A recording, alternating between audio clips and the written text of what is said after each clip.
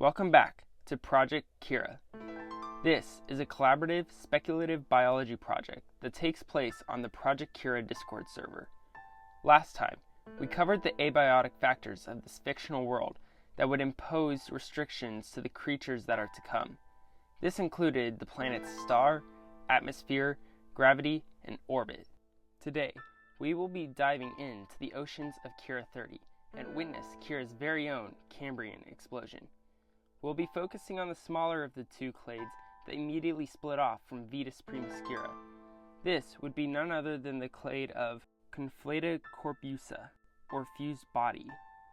This hypothetical placeholder is what we would believe to be the ancestor of the rest of the true fused body creatures. We believe it would have been a middleman between Vetus Primuscura, Pinna natantia, and Corpus natantia. Relatively quickly after the development of fin swimming and active predation, a group of Vetus Primuscura took to the floors of the oceans. They would become the first benthic feeders with a mouth moving closer to the bottom of their head and a pair of eyes migrating to the top of the head to spot any lurking predators. The second pair of eyes would extend out for better viewing of food. Their bodies would flatten and gain a brown, grainy pattern to help them camouflage along this seabed. They would also lose most of their gills, having the frontmost gills become the main way for respiration. This clade would be called Pinna natantia, or fin swimmer, for the notable fin-driven locomotion. Further adaptation to deep-sea scavenging would lead to the creation of Eumoraptora, or bottom crawler. Following the explosion in biodiversity in the shallows and open oceans, a certain clade of Pinna natantia took to the deepest part of the oceans. They would further change to better suit their new ecological niche as benthic feeders. Their bodies would become less aerodynamic, losing their ability to swim efficiently. The frontmost fins would become muscular appendages used to locomote on the seafloor, while the last fin pair would shrink and become vestigial as to not be in the way. Their mouths would also move entirely to the bottom of the head, and the lower pair of eyes would become more adapted to let in as much light as possible while in the dark depths of the ocean. The upper eyes would shrink back and sit on the upper front part of the head. Their gills would remain behind the first limb pair, passively absorbing oxygen from the water. On the opposite side of the spectrum is Piscis pennatora, or fish fin swimmer. While their relatives venture into the ocean floor, a separate clade of Pinna natantia remain in the open oceans, eventually forming into one of the most diverse clades ever found on Kira. Having a niche similar to that of earth fish, their bodies are much smaller than their relatives, although body sizes vary from species to species. A common trait kept among many of the Piscis species is a small fluke at the end of the tail for better swimming as, like a fish, they move via mainly using anguilliform swimming. They are not limited to just anguilliform, however, as faster movements can be achieved via moving their fins. This makes them very fast creatures, although this varies among individual species.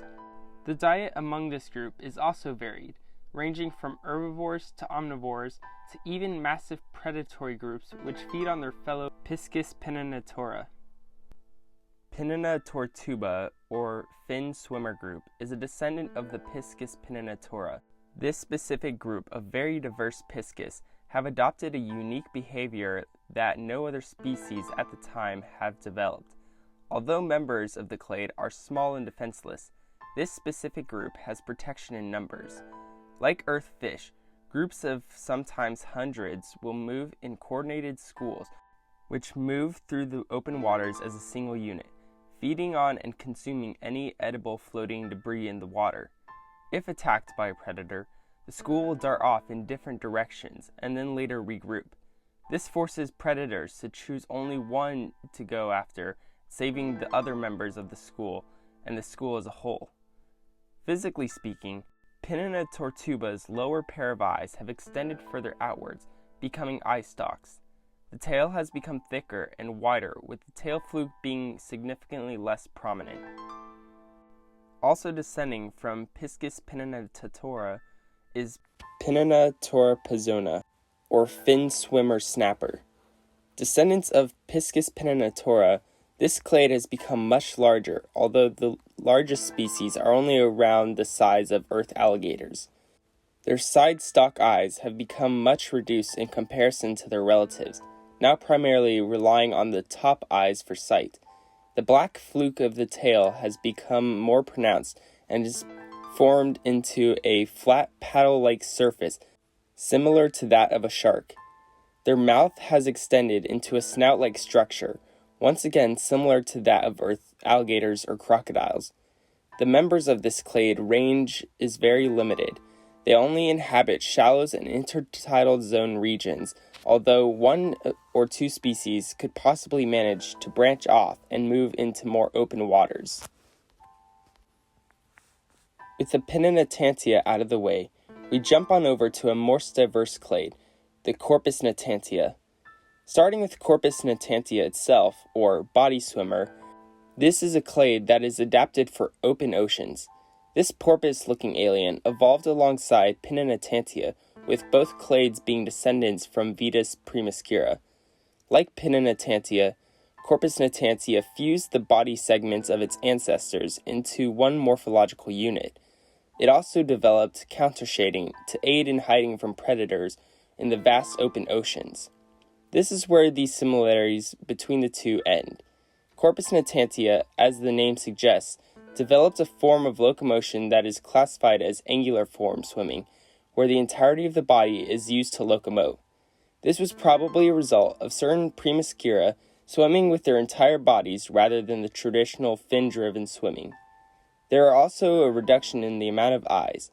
This alien seems to have sacrificed a pair of ancestral appendage eyes for a pair of tentacles lined with bristle filaments to filter feed for plankton and other small creatures. If we were to follow Corpus natantia down the traditional route of being passive filter feeders, we are met with Corpus sirtenia, or body whale. This clade of alien whales are some of the largest descendant clades of Corpus natantia. They have adapted their large tendril mouth parts into much bigger feeding apparatuses. This allows the clade to more securely move into filter feeding niches, similar to that of modern earth whales. The increased food from consuming large clouds of plankton-like organisms have also allowed it to grow greater in size, with the largest species being about the size of earth orcas. The larger body size has also made them slower, forcing them to move away from the ancestral anguilliform locomotion and instead to a more efficient fin-powered locomotion like carangiform and thunniform swimming. The orca whale comparison isn't just a size one, as similar to other species on Earth, including orcas themselves, they have a black top body and a white underbelly. However, some have likened their appearances to something more similar to other whales. There also seems to be a noticeable movement in gill locations and a loss in the rearmost gill pair on the body.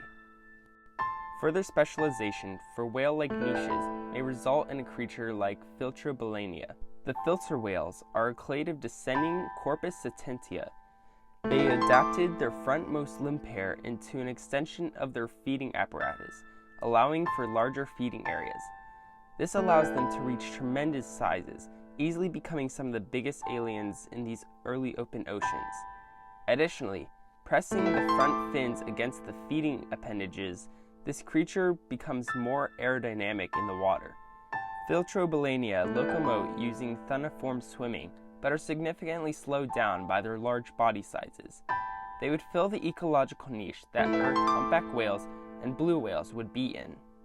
If we were to go and follow Corpus natantia down a lifestyle of carnivory and predation, we would see the evolution of Dentatus natatora. It is believed that this clade of toothed swimmers evolved from following the boom in many small aquatic organisms. Dentatus natatora developed larger front fins for stability and adapted the ancestral filaments into condensed pseudo-like teeth. Somewhat like the Cilius, a clade we'll return to at a later time, Dentatus natatora developed a sideways biting formation with their facial appendages to help hunt and kill prey. Most clades utilize anguilliform swimming, but it is believed that with such large tails, a clade probably would have also utilized subcarangiform or even possibly carangiform swimming to catch their prey. Being descendants of Dentatus natatura, this next clade is not too dissimilar, although they have still undergone very unique differences. The toothy jaw has become more pronounced, with the feeding appendages fusing into the mouth. These new jaws are capable of delivering some very powerful bites onto unsuspecting prey. The back ridge has developed a small fin-like structure along the back, running down to the tail. The two ancestral caudal tails have also fused into a singular morphological unit. This development makes hunting and moving easier for these predators in comparison to their ancestors. Like their name suggests, they do have many similarities in this account with earth sharks. Most species in this clade are only about the size to feed upon Corpus natantia, but the largest of the species are large enough to hunt and feed on species of Filtrobalania. With these specific adaptations, they are poised to become the primary apex predators of these early open oceans. I'll dub these early marine predators Dentatus pistrissa, or toothed sharks.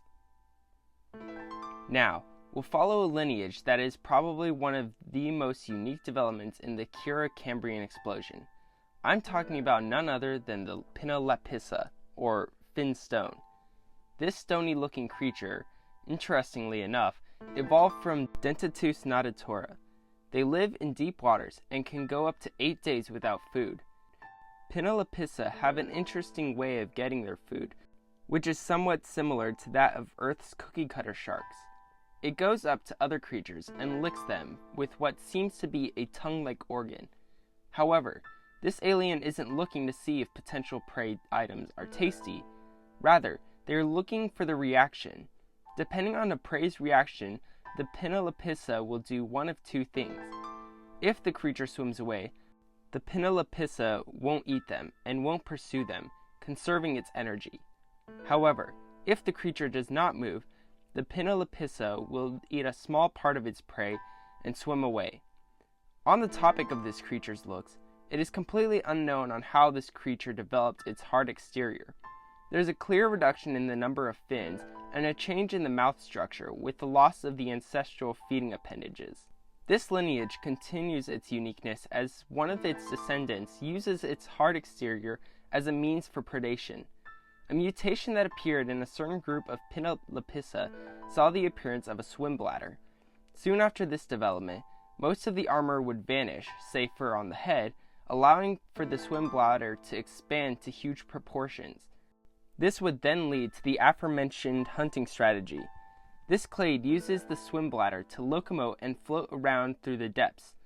When they spot suitable prey, they'll rapidly empty the bladder. They would then plummet headfirst into their targets, colliding and stunning the prey long enough to be eaten in one bite.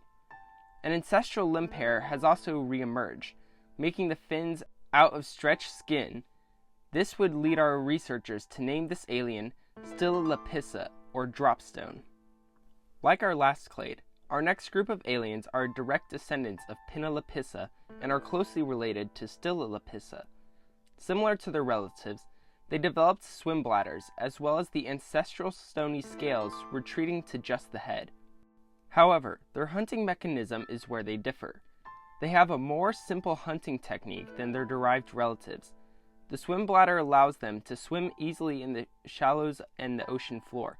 Their heavy jaws and pseudo-teeth allow them to capture and crush their primary food source, Prefixa vermissa, or spiked worms. Not much speed is required for hunting these tiny armored shelled creatures, which is perfect as they can just swim over them and pluck them up from the ground before crushing them and then swallowing them. Our final clade for today is believed to have developed during the explosion. However, this information is still not completely understood by our researchers and cannot be confirmed.